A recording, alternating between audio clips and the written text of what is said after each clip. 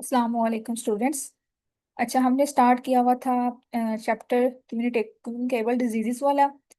Last lecture में हमने इसकी 3 कवर की थी। आज के लेक्चर में हम करते हैं कंटिन्यू। अच्छा, यूनिट 1 में से हमने 4 कवर कर ली थी, डिप्थेरिया, पर्टिसिस, मीजल्स एंड मम्स। एक हमारी रह गई थी ट्यूबरक्लोसिस, ये हम आज कवर करेंगे। तो हमारा ये फर्स्ट चैप्टर जो है वो कंप्लीट हो जाएगा। उसके बाद हम स्टार्ट करेंगे यूनिट 2। और इसकी भी हमने जो फर्स्ट डिजीज है चिकन पॉक्स, ये भी हमने कवर कर ली थी। और आज जो है हम सेकंड कवर करेंगे। ठीक है, तो आज के लेक्चर में हम 2 पढ़ेंगे डिटेल से, ट्यूबरक्लोसिस एंड रूबेला। ठीक है, ये हम स्टार्ट करते हैं। ये थोड़ी सी लेंथी है ट्यूबरक्लोसिस, और ये मोस्ट इंपॉर्टेंट है। इसमें से काफी ज्यादा क्वेश्चंस आए हुए हैं पेपर में। ठीक है, तो ये आपने अच्छे से करनी है। ये हम स्टार्ट करते हैं नवीद आलम की बुक से। पेज नंबर 95 है। ठीक है, तो सबसे पहले हम करते हैं इसको डिफाइन। ट्यूबरक्लोसिस क्या है? It is an infectious disease caused by Mycobacterium tuberculosis. ठीक है, अब आपने याद ये करना है कि जो ट्यूबरक्लोसिस है बेसिकली वो एक बैक्टीरियल डिजीज है। और बैक्टीरिया कौन सा है जो इसको कॉज करता है? Mycobacterium tuberculosis. ठीक है, और बेसिकली ये ज्यादातर जो हमारा ऑर्गन होते हैं लंग्स के, उस पे ये अफेक्ट करता है बैक्टीरिया। ठीक है, primarily affecting lungs, but it can also affect other organs of the body such as intestine, bones, joints, lymph nodes, skin and other tissues। ठीक है, तो बेसिकली आपने इसमें याद क्या करना है कि ये हमारे पास एक कम्युनिकेबल इन्फेक्शियस डिजीज है। और इसका जो बेसिक पॉजिटिव एजेंट है वो कौन सा है? Mycobacterium tuberculosis. और ये किस पे ज्यादा अफेक्ट करता है? बैक्टीरिया लंग्स के ऊपर। ठीक है, और बाकी जो टिश्यूज है हमारी बॉडी के, उसके ऊपर भी इसका इफेक्ट होता है। ठीक है, ये इसकी डेफिनेशन होगी। उसके बाद आगे हम देखें इसकी epidemiology by the time, place and person. तो बेसिकली ये जो हमारे पास ट्यूबरक्लोसिस है वो ज्यादातर होता है ह्यूमिड सीजन के अंदर। ठीक है, जब ज्यादा सीजन के अंदर, वेदर के अंदर ह्यूमिडिटी ज्यादा होगी तब ये ज्यादा कॉमन होगा। ठीक है, उसके बाद प्लेस में देखें तो जहाँ पे पुअर हाउसिंग कंडीशंस होंगी, पुअर क्वालिटी ऑफ लाइफ है, अनहाइजीनिक कंडीशंस हैं, ओवर क्राउडिंग है, पॉपुलेशन ज्यादा है, लार्ज फैमिलीज हैं, वहाँ पे ज्यादा ये कॉमन होगा। ठीक है, ट्यूबरक्लोसिस। और बाय पर्सन देखें तो ये अब देखें इसमें एज आ जाती है सबसे पहले। It can occur at any as. लेकिन जो चिल्ड्रन हैं और ओल्डर पीपल हैं उनमें, क्योंकि पता है आपको इम्यून सिस्टम वीक होता है, तो इम्यूनिटी कम होने की वजह से वो ज्यादा रिस्क पे होते हैं, मोर ससेप्टिबल होते हैं। उसके बाद सेक्स में देखें तो ये दोनों में हो सकता है, no discrimination in males and females. लेकिन ज्यादातर जो है वो फीमेल्स में कॉमन होता है जो कि अबव 35 ईयर्स होती हैं, और मेल्स में ज्यादा होता है जो कि अबव 45 ईयर्स होते हैं। ठीक है, उसके बाद न्यूट्रिशन में देखें तो जो मेल न्यूट्रिशन है वो ज्यादातर जो है इसको कोज करती है, टीबी को। ठीक है, उसके बाद एजुकेशन में more common in illiterate people. ठीक है, क्योंकि उनको पता नहीं होगा कि किस तरह से हाइजीन को मेंटेन करना है, इन्वायरमेंट को क्लीन रखना है। ठीक है, तो इस तरह से इलिटरेट पीपल के अंदर भी ये मोस्ट कॉमन है। उसके बाद लो सोशियो इकोनॉमिक स्टेटस जिनका होता है उसमें ज्यादा कॉमन है। बाकी कुछ अगर एक पर्सन को डिजीज है HIV या एड्स की, तो उसमें भी ज्यादातर जो है वो रिस्क ज्यादा होता है टीबी का, क्योंकि आपको पता है HIV वगैरह होता है, इसमें इम्यून सिस्टम बहुत ज्यादा वीक हो जाता है। ठीक है, तो इसमें ज्यादा वो प्रोन होते हैं, ससेप्टिबल होते हैं टीबी से। और लास्ट भी क्या है? इम्यूनिटी। अब ये कैसे डेवलप होती है? सबसे पहले तो कोई भी नेचुरल इन्फेक्शन होता है जब एक पर्सन को, तो उसमें एंटीबॉडीज क्रिएट होती हैं, एंटीबॉडीज बनती हैं, तो वो उसको प्रिवेंट करती हैं फर्दर इन्फेक्शन से। ठीक है, और दूसरा ये है कि इसकी हमारे पास जो वैक्सीनेशन आती है BCG की नाम से, जो ट्यूबरक्लोसिस के लिए हम देते हैं एट बर्थ, उससे हम इसको क्या करते हैं? इम्यूनाइज कर देते हैं पर्सन को, उससे इसको इम्यूनिटी प्रोवाइड हो जाती है। ठीक है, तो ये हमारे पास इसकी एपिडेमियोलॉजी। आगे हम देखें तो इसके जो डिटर्मिनेंट्स हैं इसमें प्राइमरी आ जाते हैं और सेकेंडरी आ जाते हैं। प्राइमरी हमने पढ़ लिया कि इसका जो पॉजिटिव एजेंट है माइकोबैक्टीरियम ट्यूबरक्लोसिस। ठीक है, जो कि एक बैक्टीरिया है। आगे इसकी 2 वैरायटीज हैं, वो आपने जस्ट रीड करनी है।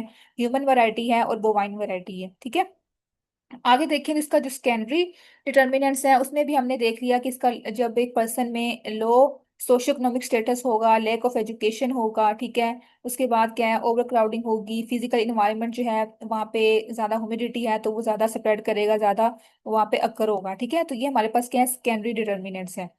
उसके बाद देखें तो आप फ्रीक्वेंसी, आपने जस्ट इसका जो ये वाला 2 पैराग्राफ है ये आपने रीड करने हैं कि इसकी फ्रीक्वेंसी क्या है वर्ल्ड वाइड, और पाकिस्तान में इसका क्या इसकी प्रीवलेंस है, क्या इसका इंसिडेंस है। ठीक है, ये जस्ट यहाँ से आपने MCQs के लिहाज से याद करने हैं, इसमें से SCQs नहीं आते। ठीक है, अब जैसे इसमें बताया हुआ है कि जो अगर देखें वर्ल्ड में ग्लोबली देखें तो इसका कितना बर्डन है इस डिजीज का? 35.8 मिलियन इसका ग्लोबल बर्डन है। ठीक है, उसके बाद क्या है कि every year 8 million people develop disease. ठीक है, ये आपने एमसीक्यू याद करना है। उसके बाद क्या है कि इसका जो एनुअल इंसिडेंस है यूरोप के अंदर और नॉर्थ अमेरिका के अंदर 100 पर 1 लाख पॉपुलेशन। ठीक है, मतलब कि 1 लाख पॉपुलेशन में से 100 का जो है उसको डिजीज अकर होती है टीबी की।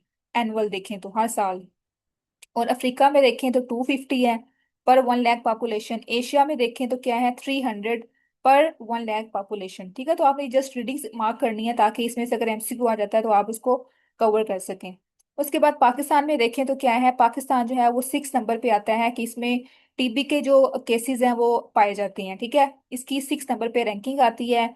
उसके बाद जो प्रीवलेंस रेट है पाकिस्तान में वो कितना है 500 पर 1 लाख पॉपुलेशन। ठीक है, और इंसिडेंस रेट कितना है 177 पर 1 लाख पॉपुलेशन। ठीक है, और एनुअली देखें तो हर साल पाकिस्तान में 3 लाख जो लोग हैं वो सफर करते हैं टीबी से। ठीक है, एक साल के अंदर। तो ये हमारे पास जो है इसकी प्रीवलेंस है पाकिस्तान में, और वो हमें देखी वर्ल्ड वाइड। ये जस्ट आपने इसकी जो ये रीडिंग्स हैं वो याद कर लेनी है। ठीक है, मार्क करनी है। आगे हम देखें तो इसका जो सोर्स ऑफ इन्फेक्शन है वो क्या क्या है। सबसे पहले है स्पूटम। ठीक है, जो पर्सन, क्योंकि इसमें आपको पता है कफ होती है, तो कफ से जो स्पूटम जनरेट होगी उसमें इसका बैक्टीरिया पाया जाता है। ठीक है, तो जो स्पूटम के थ्रू जो है वो पर्सन आगे ट्रांसमिट करता है इन्फेक्शन को दूसरे पर्सन के अंदर। ठीक है, उसके बाद क्या है milk of cow suffering from tuberculosis, मतलब ये पर्सन से भी हो सकता है और एनिमल से भी हो सकता है। ठीक है, और उसके बाद क्या tuberculosis material from slotted tuberculosis animals, ये वही बात है कि जो एनिमल्स जिनको टीबी होगा वहां से आगे स्प्रेड हो सकता है ये। उसके बाद लेबोरेटरीज के थ्रू हो सकता है, ऑपरेशन थिएटर्स के थ्रू हो सकता है। ठीक है, तो ये हमारे पास क्या है सोर्स ऑफ इन्फेक्शन है जहाँ पे इसका बैक्टीरिया पाया जाता है। ठीक है, आगे हम देखें तो क्या है मोड ऑफ ट्रांसमिशन। ये मोस्ट इंपॉर्टेंट है, पेपर में काफी दफे इसका क्वेश्चन आया हुआ है कि कौन कौन से मोड्स हैं ट्यूबरक्लोसिस के। सबसे पहले है ड्रॉपलेट इन्फेक्शन। ठीक है, with in range of 30 centimetre, मतलब कि जो इसका ड्रॉपलेट होगा इसके माइक्रोबैक्टीरियम का, अगर वो हमारे इन्वायरमेंट के अंदर पाया जाता है लेकिन with in the range of 30 centimetre, ठीक है, तो वो दूसरे पर्सन को ट्रांसमिट कर सकता है। उसके बाद dust loaded with the organism from tuberculosis patient. ठीक है, उसके बाद फूड बोर्न भी हो सकता है, फोमाइट बोर्न। ठीक है, directly by kissing the infected person. ठीक है, इन्फेक्टेड पर्सन। तो ये हमारे पास क्या है इसके बेसिक मोड ऑफ ट्रांसमिशन है जिसके थ्रू इसका जो बैक्टीरिया है माइक्रोबैक्टीरियम ट्यूबरक्लोसिस वो ट्रांसमिट होता है टू द अदर पर्सन। आगे हम देखें तो इसके रेजरवायर कौन से हैं, पर्सन है और एनिमल है। ठीक है, इन्फेक्टेड पर्सन है या फिर इन्फेक्टेड काउ है, ये इसके रेजरवायर है जहाँ पे बैक्टीरिया स्टे करता है। ठीक है, पोर्टल ऑफ एंट्री देखें तो ये कहाँ से एंटर होता है बॉडी के अंदर bacteria, by inhalation through nose and throat. ठीक है, ये इसके बेसिक पाथवेज हैं जहाँ से ये एंटर होता है, क्योंकि इसने हमारा जो रेस्पिरेटरी ट्रैक्ट है वहां तक एंटर होना होता है, वहां पे अटैक करना होता है। तो ये इसका बेसिक रूट है नोज एंड थ्रोट, जहाँ से इनहेलेशन होती है बैक्टीरिया की। और दूसरा क्या है बाय द माउथ। माउथ से जब एंटर होगा तो हमारा जो गैस्ट्रोइंटेस्टाइनल सिस्टम है, एलिमेंट्री ट्रैक्ट है, वो सारा डिस्टर्ब हो जाएगा। ठीक है, उसके बाद देखें तो इंक्यूबेशन पीरियड में इसका कितना होता है 3 to 6 वीक्स इसका होता है इंक्यूबेशन पीरियड। ठीक है, यहाँ तक इसका जो है मोस्ट इंपॉर्टेंट क्वेश्चन इसमें से आते हैं, एमसीक्यूज भी आ जाते हैं, एससीक्यूज भी आ जाते हैं। ठीक है, आगे इसका ये बताया हुआ है इसमें, जस्ट आप ये जो पेज है ना पूरा आगे वाला, इसमें आपने रीडिंग करनी है। वो क्या करनी है कि अब डब्ल्यूएचओ जो है उसने क्राइटेरिया दिया हुआ है कि हम किस तरह से टीबी को जो है वो कंफर्म कर सकते हैं कि इस पर्सन को टीबी है। ठीक है, तो उसने हमें कौन कौन सा क्राइटेरिया दिया हुआ है। इसमें हमने मल्टीपल जो है वो टेस्ट करने होते हैं परफॉर्म, 3 से 4 टेस्ट हम पढ़ेंगे कि उन टेस्ट के थ्रू हम कंफर्म करते हैं पेशेंट को टीबी है कि नहीं है। ठीक है, जैसे अभी यहाँ पे बताया हुआ है डायग्नोज जब हमने करना हो पेशेंट को तो हम कौन से देखेंगे, सबसे पहले स्पूटम देखेंगे। अगर उसका स्पूटम में बैक्टीरिया आ रहा है जो कि हमने पढ़ा माइकोबैक्टीरियम ट्यूबरक्लोसिस, अगर वो पॉजिटिव आ रहा है तो मतलब कि डब्ल्यूएचओ कहता है कि इस पर्सन को टीबी है, कंफर्म हमने करना है। ठीक है, क्योंकि इसके स्पूटम में बैक्टीरिया आ गया है। और दूसरा ये है कि अगर एक पर्सन को परसिस्टेंट कफ हो रही है मोर देन 3 वीक्स, ठीक है, और पायरेक्सिया भी है, मतलब कि उसको फीवर भी रह रहा है, तो it should be considered for TB. ठीक है, उसके लिए भी हमने फर्दर उसकी करनी है, अगर डायग्नोस्टिक फाइंडिंग्स देखनी है कि ये इसको टीबी डेवलप हो सकता है। ठीक है, तो ये दो हमारे पास डब्ल्यूएचओ के अकॉर्डिंग इसकी डायग्नोस्टिक क्राइटेरियाज हैं, एक स्पुटम के थ्रू और दूसरा उसको पायरेक्सिया भी है, हाई फीवर भी है, और साथ में परसिस्टेंट कफ रह रही है 3 वीक से ज्यादा। ठीक है, तो हमने रूल आउट करना है इसको टीबी के लिए। ठीक है, ये जस्ट आपने यहाँ से डायग्नोज का पढ़ लेना है। उसके बाद हमने देखना है इसमें हम टेस्ट कौन सा करते हैं टीबी के लिए।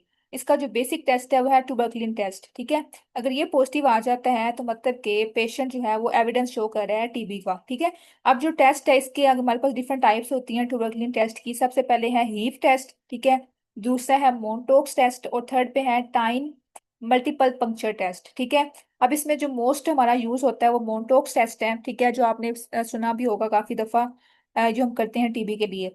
ठीक है, और ये इसकी प्रिसाइज मेजरमेंट आती है।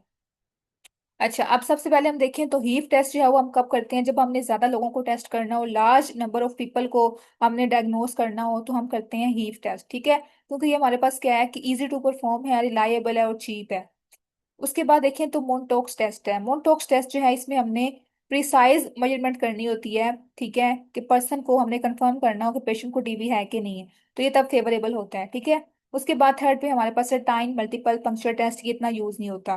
ठीक है, अब इसमें जो हम यूज करते हैं टुबरक्लिन टेस्ट के अंदर, ये एक मटेरियल होता है। टुबरक्लिन बेसिकली क्या है, एक एंटीजन है या फिर टेस्ट मटेरियल है जो कि हम यूज करते हैं टुबरक्लिन टेस्ट के अंदर। ठीक है, ये जस्ट आपको पता होना चाहिए कि टुबरक्लिन क्या है। ये टाइप का मटेरियल है जो कि हम यूज करते हैं टू परफॉर्म द टुबरक्लिन टेस्ट। ठीक है, अब इसके आगे दो टाइप्स हैं, एक होता है ओल्ड टुबरक्लिन टेस्ट और दूसरा हमारे पास क्या है, प्योरीफाइड प्रोटीन डेरिवेटिव। ठीक है, इसमें हम ज्यादातर बात करते हैं पीपीडी की, प्योरीफाइड प्रोटीन डेरिवेटिव की। ठीक है, ये जस्ट आपने इतना आपको पता होना चाहिए कि इसकी हमारे पास दो टाइप्स होती हैं टुबरक्लिन की। ठीक है, अब डिटेल में जाने की जरूरत नहीं है क्योंकि इसमें से कोई एमसीक्यू कोई एससीक्यू नहीं आता।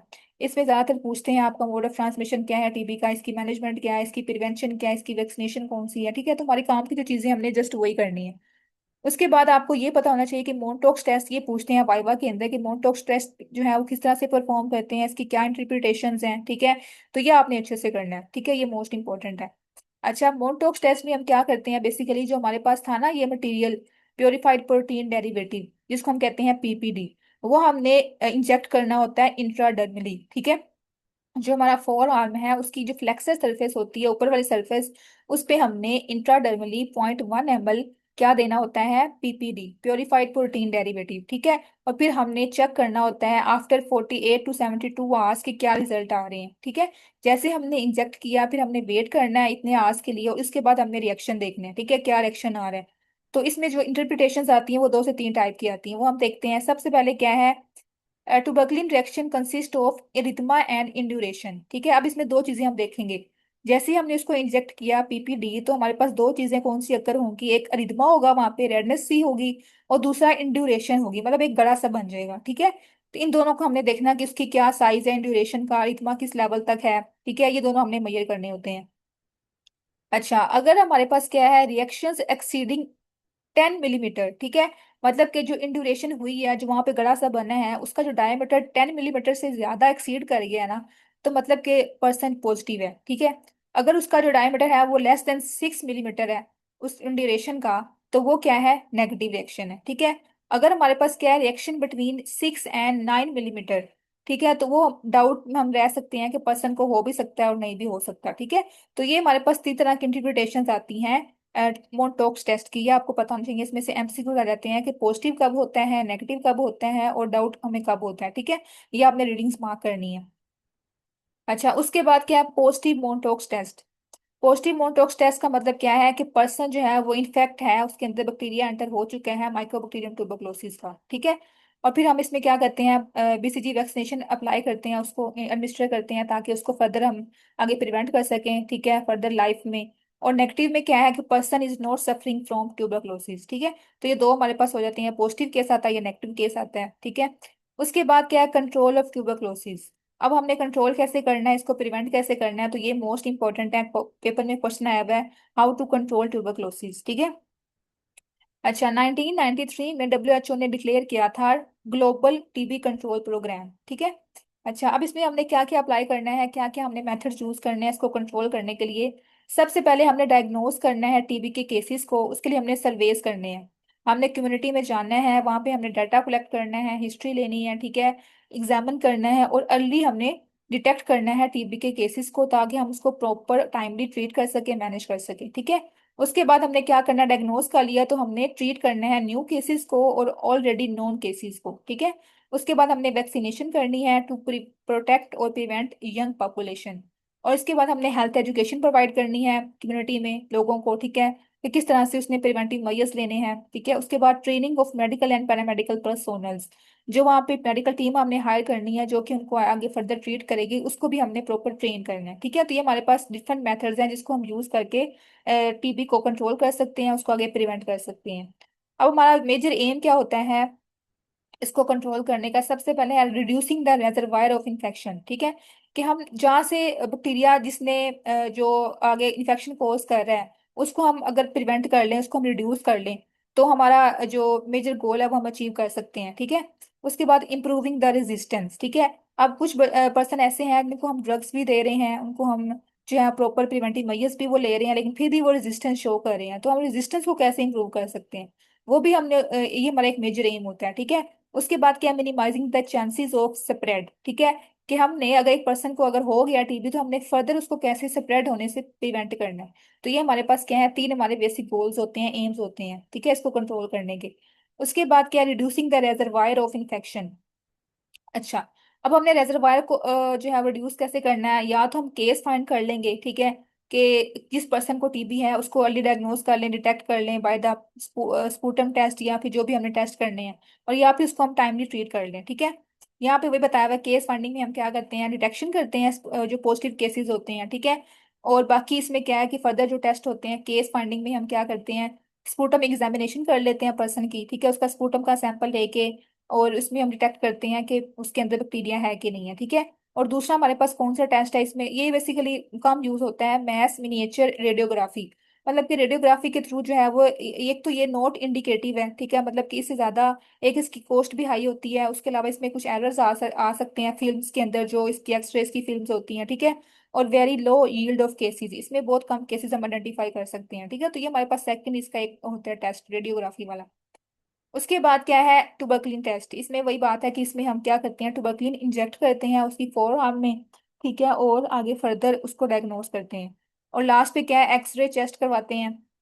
ठीक है, इसमें वही हमें कैविटीज वगैरह शो हो जाती हैं, कैविटेशन होती है टीबी की वजह से। ठीक है, ये हमारा एक केस फाइंड करने का एक मेथड होता है। उसके बाद क्या है, जीनोटाइपिक मेथड्स हैं। इसमें बेसिकली हम क्या करते हैं, पीसीआर करते हैं, पॉलीमरेज चेन रिएक्शन, जिसके थ्रू हम आइडेंटिफाई करते हैं माइकोबैक्टीरियम ट्यूबरक्लोसिस को। ठीक है, तो ये हमारे पास कुछ मेथड्स हैं जिसके जरिए हम केस को आइडेंटिफाई कर सकते हैं, जो टारगेट हमारे पास होते हैं पॉपुलेशन जिनको हो सकता है, तो उसको हम टाइमली डायग्नोज करके ट्रीट कर सकें। ठीक है, उसके बाद हमने अब रेजिस्टेंस को कैसे इंप्रूव करना है, इसमें हम जो एंटीबायोटिक यूज करते हैं उसकी हमने चेक करनी है किस हद तक वो जो उसको रेजिस्टेंस शो कर रहा है पर्सन। ठीक है, अब इसमें जो हम पढ़ेंगे आगे कौन कौन सी होती हैं ड्रग्स, आपने पढ़ी भी होंगी फार्मा के अंदर, फर्स्ट लाइन ड्रग्स होती हैं, सेकंड लाइन ड्रग्स होती हैं। ठीक है, तो इसमें हम देखते हैं जो रेजिस्टेंस है वो किसके अगेंस्ट आ रही है, तो अगर जब रेजिस्टेंस आएगी तो हम उसकी जो एंटीबायोटिक है उसको चेंज कर देते हैं, अल्टरनेट यूज करते हैं। ठीक है, ताकि रेजिस्टेंस कम से कम हो। उसके बाद जो वैक्सीन इसमें हम यूज करते हैं वो आपको पता है, ये आपने पढ़ा होगा ईपीआई स्केजुअल में, इसकी जो बीसीजी वैक्सीनेशन है वो हम करते हैं। ठीक है, बीसीजी वैक्सीन अप्लाई करते हैं, एडमिनिस्टर करते हैं इसमें। ठीक है, इसकी दो टाइप्स होती हैं, एक होती है लिक्विड वैक्सीन और एक होती है फ्रीज्ड वैक्सीन। ठीक है, मतलब कि एक लिक्विड फॉर्म में और एक ड्राई फॉर्म में। उसके बाद इसकी जो आपने देखना है वॉल्यूम हमने कितना यूज करना है और कितनी इसकी स्ट्रेंथ यूज करनी है, ये जस्ट आपने रीड करना है। और बाकी इसको हम कैसे देते हैं, इंट्राडर्मली देते हैं बाय यूजिंग आ टुबरक्लिन syringe। ठीक है, और कहाँ पे देते हैं, above the insertion of deltoid muscle. ठीक है, तो ये आपने जस्ट इसकी रीडिंग करनी है। आगे हम देखें तो इसकी कुछ कॉम्प्लिकेशंस आ सकती हैं इस वैक्सीन की। सबसे पहले क्या है कि वहां पे कुछ थोड़ी सी अल्सरेशन हो सकती है, स्वेयर प्रोलोंग अल्सरेशन। ठीक है, उसके बाद सुपरेटिव लिम्फ एडिनाइटिस। ठीक है, मतलब कि पस फॉर्मिंग जो हमारी लिम्फ नोड्स है ना वहाँ पे इन्फ्लेमेशन हो सकती है। ठीक है, उसके बाद ओस्टियोमालाइटिस हो सकता है, इसमें जो हमारी बोन्स है वहाँ पे वो इन्फ्लेमेशन कर सकती हैं। उसके बाद बीसीजी इन्फेक्शन जो है वो पूरी बॉडी में भी स्प्रेड कर सकता है, डिसेमिनेट हो सकता है और डेथ भी हो सकती है इससे। ठीक है, तो ये इसकी कुछ कॉम्प्लिकेशंस आपने रीड करनी है। आगे हम देखें तो हमारा जो मोस्ट इंपॉर्टेंट क्वेश्चन है इसमें टॉपिक है वो है डोर्स। ठीक है, अब डोर्स क्या है, ये डब्ल्यूएचओ ने हमें दिया था कि डोर्स को हमने फॉलो करके इस अप्रोच को यूज करके हमने टीबी को कंट्रोल करना है, इसको प्रिवेंट करना है। ठीक है, आगे हम देखें तो doors stand for directly observed therapy short course. ठीक है, ये बेसिकली हमारे पास एक कोर्स होता है पूरा जिसमें आगे इसके फर्दर 5 से 6 एलिमेंट्स हैं, उसको हमने फॉलो करके टीबी को कंट्रोल करना होता है। ठीक है, अब इसके एलिमेंट्स कौन कौन से हैं ये हम देखते हैं। It consist of 6 elements. सबसे पहले पहला एलिमेंट क्या है कि गवर्नमेंट की कमिटमेंट होनी चाहिए कि उसने अर्ली जो है उसको कंट्रोल करने के लिए फंडिंग प्रोवाइड करनी है और कंट्रोल करना है इसको। ठीक है, तो गवर्नमेंट को प्रॉपर फंडिंग देनी चाहिए इसको केसेस को कंट्रोल करने के लिए, उसको डायग्नोज करने के लिए, ये पहला एलिमेंट है। ठीक है, दूसरा क्या है कि prompt diagnosis of infectious cases through sputum smear microscopy, ठीक है, कि हमने अर्ली डायग्नोज करना है स्पूटम के थ्रू, ये जो भी हमने टेस्ट पढ़े हैं उसके थ्रू हमने इन्फेक्शियस केसेस को डायग्नोज करना है, ठीक है। एक ये एलिमेंट है इसका। थर्ड पे क्या है कि हमने प्रॉपर ड्रग्स का जो कोर्स होता है 6 to 8 मंथ का कोर्स है वो हमने पूरा करना है, ठीक है। एंटी टीबी ट्रीटमेंट जो रेजिमेंट होगा उसको हमने प्रॉपर यूज करना है ताकि हम इसको टोटली खत्म कर सकें टीबी को एक पर्सन के अंदर, ठीक है। अब यहाँ पे लिखी हुई है ड्रग्स, ये आपने पढ़ी होंगी फार्मा में, जो हमें यूज करनी होती है टीबी के अंदर, ठीक है। आइसोनियाजिड है, रिफेम्पिसिन है, पायराजिनामाइड है, एथम्ब्यूटोल है, स्टेप्टोमाइसिन है, ठीक है। अब यहाँ पे इसकी डोज भी लिखी हुई है और साथ में इसके साइड इफेक्ट्स भी लिखे हुए हैं। जस्ट आपने इसमें याद क्या करना है कि फर्स्ट 2 मंथ्स में हमने कौन सी ड्रग्स देनी होती हैं और आगे 4 to 7 मंथ्स में हमने कौन सी देनी होती है, ठीक है।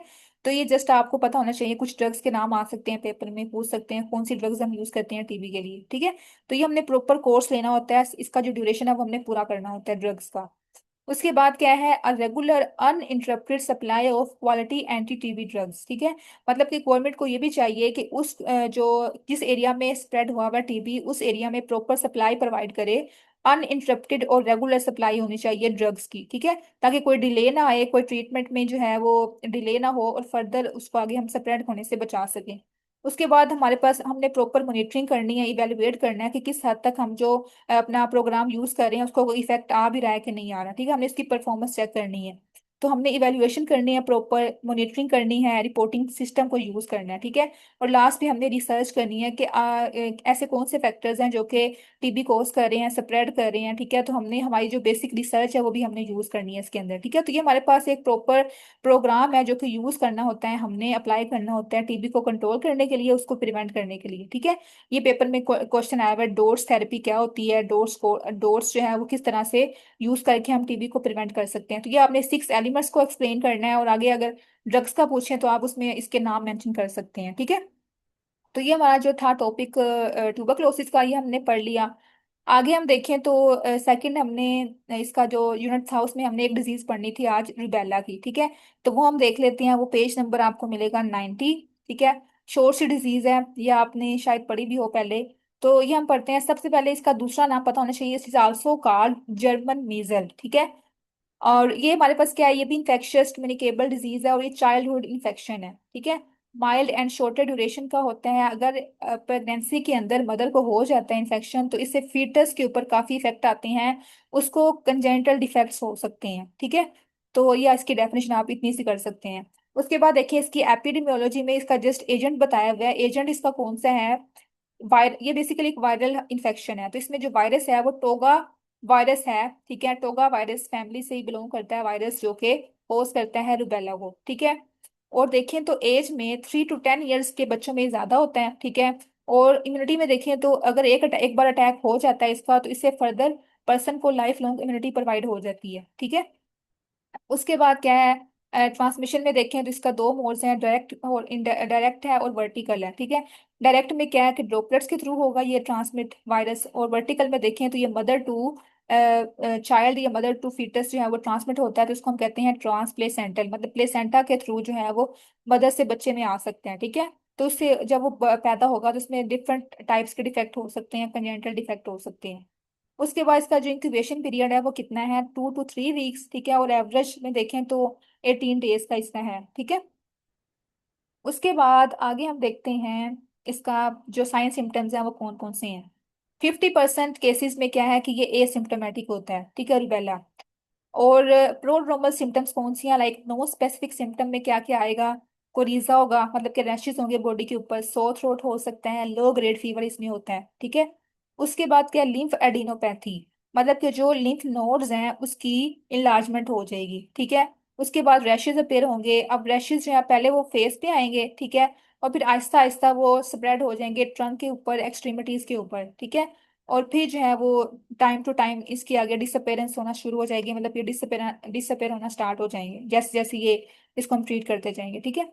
उसके बाद कॉम्प्लिकेशंस में क्या क्या है, कॉम्प्लिकेशंस में देखें तो सबसे पहले क्या, आर्थ्रेल्जिया, मतलब कि जो जॉइंट्स हैं वो अफेक्ट हो सकते हैं, इंसेफेलाइटिस, ब्रेन अफेक्ट हो सकता है, थ्रोम्बोसाइटोपेनिक परप्यूरा, मतलब कि जो हमारा प्लेटलेट्स का काउंट है वो कम हो सकता है इसमें, और कंजेनिटल मॉलफॉर्मेशंस है, मतलब कि अगर ये इसका ट्रांसप्लेसेंटल हो गया है, मतलब कि मदर को है तो वो बेबी में मॉलफॉर्मेशंस का कॉज कर सकते हैं, ठीक है, मैलफॉर्मेशंस कॉज कर सकते हैं। ये इसकी कॉम्प्लिकेशंस हैं। आगे हम देखें तो ये मोस्ट इंपॉर्टेंट है इसका टॉपिक, कंजेनिटल रूबेला सिंड्रोम। ठीक है, अब ये कैसे होता है कि ये मैंने आपको बताया कि अगर मदर इन्फेक्ट हो गई है, इस वायरस से इन्फेक्ट हो गया, उसको इन्फेक्शन हो गया इंट्रायूट्राइन लाइफ के अंदर, ठीक है, तो जो बेबी है उसमें डिफरेंट टाइप्स के जो है वो डिफेक्ट आ सकते हैं। तो इसमें अगर हम डिफाइन करें तो क्या लिखा हुआ है, it refers to infants born with defect secondary to intrauterine infection और हु मैनिफेस्ट साइंस और symptoms of intrauterine infection some time after birth. ठीक है, मतलब कि मदर को था तो इंट्रायूट्राइन लाइफ के अंदर उसने कैरी कर लिया इन्फेक्शन मदर से, तो जब वो पैदा होगा तो उसको डिफेक्ट्स होंगे। ठीक है, तो ये हमारे पास क्या है, कंजेनिटल रूबेला सिंड्रोम है। अब सिंड्रोम का मतलब क्या है कि इसमें मल्टीपल जो है वो मेल फॉर्मेशन होंगी उसकी बॉडी के अंदर।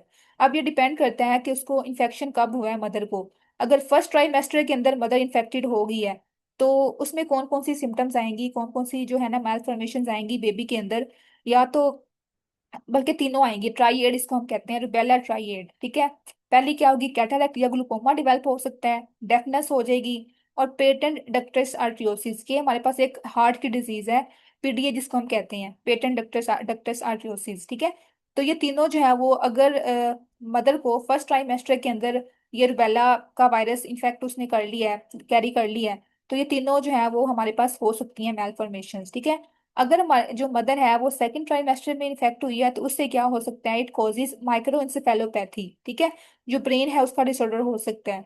उसके बाद क्या, अगर